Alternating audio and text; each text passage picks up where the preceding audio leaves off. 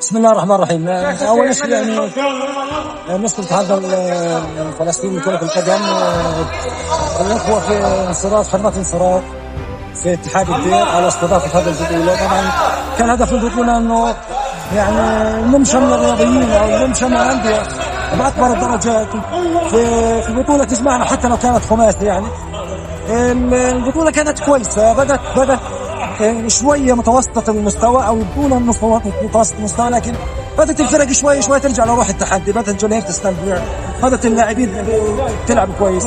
اليوم في قبل النهائي الصراحة اتحاد الدير فريق محترم جدا وبيلعب كويس وعارفين ايش يسووا، واحنا اغلقنا على مفاتيح اللعب عندهم واشتغلنا على بعض نقاط الضعف. لكن اخبيش عليك في الخماسي كان ممكن تفوز وممكن تخسر. يعني اليوم اتحاد الدير كان مؤهل انه يستحق انه يصل نهائي، شباب خميس كان يستحق، افرقت والنتيجه اكبر دليل 2-1 مش نتيجه كبيره يعني. وانا بتصور انه يعني كانت مباراه تليق بحجم البطوله وحجم بخصوص التدريب على في الفتره اللي فاتت، كيف احنا في شباب خميس الحمد لله قصرت بنلم بعض، الاداره جهاز الفني اللاعبين مش بس نقدر نعمل نحن نلعب نتمرن على ملعب ترابي من اخواننا شاطئ البحر، كل الشكر والتقدير له، بيسمحوا لنا نتمرن في اي وقت. يعني مجهزين لنا مكان، مجهزين لنا ملعب، امكانيات، ميه، ضيافه، كل شيء صراحه يعني. فكانت الامور صعبه، الريتم بدا يعلى بالمباريات، حتى مباريات وديه انت مش لاقي منها تعمل مباراه وديه واحده لعب استغلال البطوله هذه.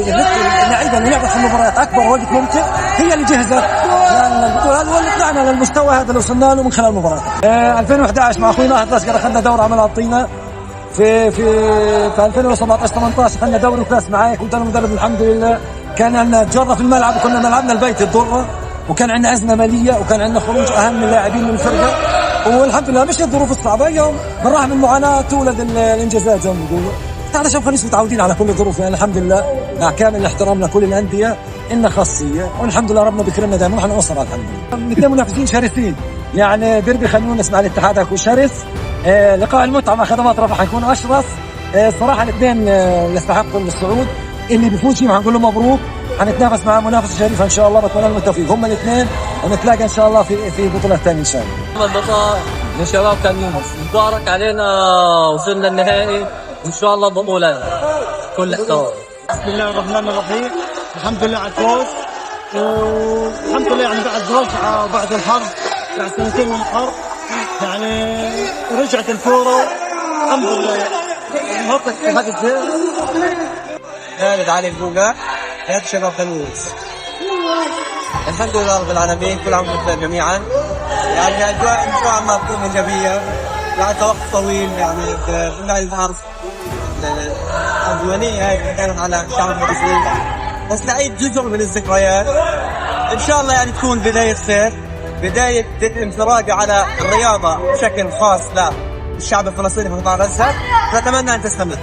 والله لا في سر، يعني نتمرن تمرين واحد يعني في الاسبوع، لقينا ملعب ترابي يعني عند في مواصف خان يونس، لقينا ملعب ترابي وبنتمرن عليه، هي الموجود يعني.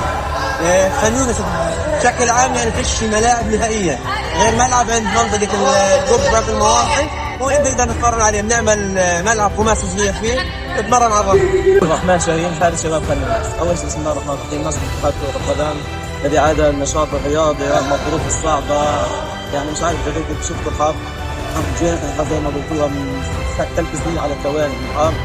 يعني نشكرهم انهم اطلعوا على لعيبة الكورة، يعني عادة المنفس روح الرياضة. الحمد لله رب العالمين، اليوم غيرنا ماتش مع اتحاد دير البلح نص نهائي، ضربنا وفقنا وترمنا صعدنا للنهائي الحمد لله رب العالمين. بهدي هذا الكون للعيبة الابطال، الجهاز الفني والجماهير.